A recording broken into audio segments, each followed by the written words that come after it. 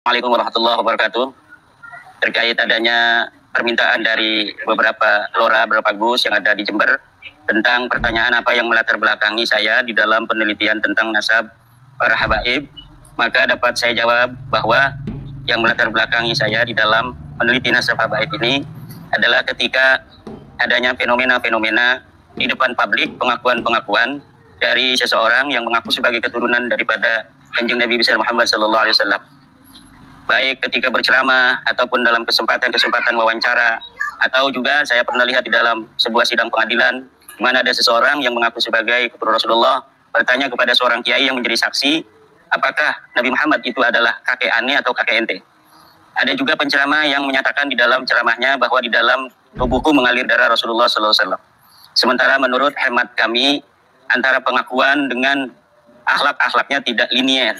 Ada jauh panggang daripada api antara pengakuan sebagai keturunan Rasul dan akhlak-akhlak yang dicerminkan juga dari gaya di dalam berdakwah yang tidak mencerminkan kasih sayang seperti yang dicontohkan oleh Rasulullah SAW di dalam berdakwah.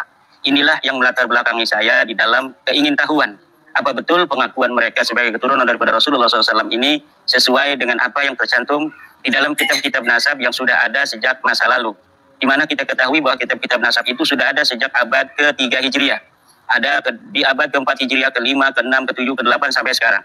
Maka untuk mengetahui, mengkonfirmasi pengakuan seseorang yang mengaku sebagai keturunan Rasulullah SAW, kita bisa konfirmasi apakah betul pengakuannya ini sebagai keturunan Rasulullah dengan melihat amud dan nasab dari yang bersangkutan, kemudian kita konfirmasi nama-nama yang disebutkan itu dengan nama-nama yang ada di dalam kitab-kitab nasab.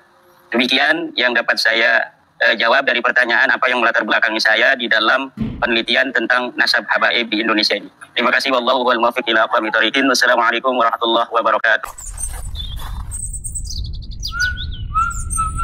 Assalamualaikum warahmatullahi wabarakatuh. Bismillahirrahmanirrahim. Allahumma sholli ala sayyidina Muhammadin wa ala alihi wa sahbihi ajma'in, amma ba'du.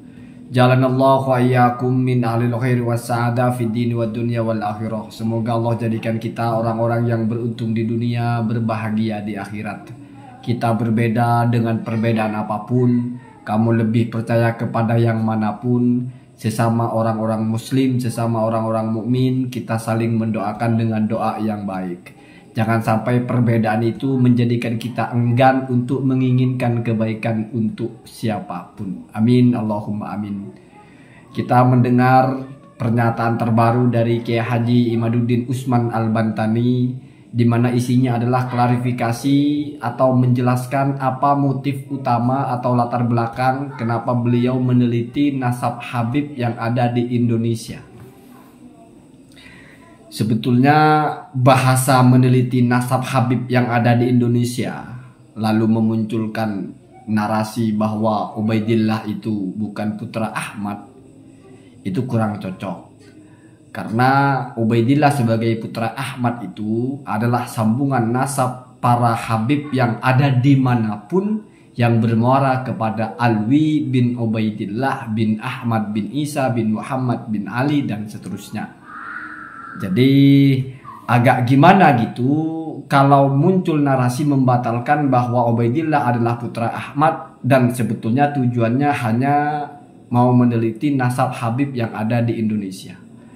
Ya, harusnya mau meneliti nasab Habib yang ada dalam Sadah Ba'alawi, begitu ya lebih cocoknya. Sehingga kita tidak menjadi dapat informasi yang seolah-olah ketika bicara Ba'alawi itu hanya bicara orang-orang dalam Robitoh Alawiyah. Lebih khusus lagi hanya bicara Habib-Habib yang mungkin kita kenal, seperti Habib Bahar misalnya, atau Habib Taufik Assegaf misalnya. Jadi seolah-olah yang dipertanyakan keabsahan nasabnya oleh Kiai Haji Imaduddin itu ya Habib-Habib itu saja, seolah-olah.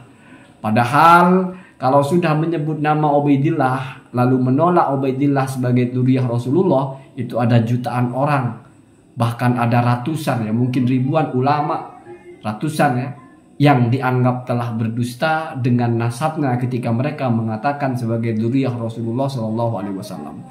Ketika saya pertama kali membuat konten, yang saya ingatkan pertama kali adalah jangan sampai kita salah paham. Kiai Haji Imaduddin bukan meneliti nasab Habib Bahar, bukan, tapi meneliti nasab berjuta-juta habaib yang ada di Indonesia atau yang ada dimanapun, termasuk Habib-Habib yang punya rotib, termasuk Habib-Habib yang tergolong ulama yang sudah menulis kitab ya. Misalnya kitab Bughyatul Mustarsyidin, ada kitab Risalatul Mu'awanah, ada An-Nasaih Ad-Diniyah atau Nasaih Diniyah. Banyak sekali ya yang bermarga Ba'alawi. Jadi ini biar kita paham. Lalu kemudian kalau motifnya adalah karena ada orang yang mengaku-ngaku dalam diri saya adalah Rasulullah, bahkan dalam pengadilan kepada kiai orang itu berkata, saya atau ente yang kakeknya Rasulullah. Kalau saya jawab nggak ada yang kakeknya Rasulullah, kakeknya itu berarti cucunya, kalian Hasan kan, nggak ada ya. Maksudnya yang turunan gitu ya. Lalu dikaitkan dengan kok ada orang yang mengaku keturunan Rasul tapi perilakunya kok jauh panggang daripada api, kok tidak mencerminkan sebagai dzurriyyah Rasulullah. Sebetulnya kalau kita membaca teorinya, perilaku itu tidak berkaitan dengan keabsahan nasab. Jadi kalau mempertanyakan nasab seseorang karena perilakunya, itu wallahu a'lam berangkat dari term keilmuan mana. Saya berkali-kali sampaikan satu kaidah, al-aqu la yuhrimu al-miras. Itu sudah dipakai oleh siapapun. Anak durhaka tidak lalu dia terputus haknya sebagai ahli waris, artinya tidak lalu dia putus nasabnya. Bahkan lebih spesifik Ibnu Hajar itu mengatakan, sudah hafal ini, sudah berkali-kali saya sebut ya. Asy-syarafu la yalzamu minhu adamul fiski. Orang yang nasabnya syarif tidak lalu otomatis dia tidak mungkin melakukan dosa, tidak mungkin melakukan kesalahan.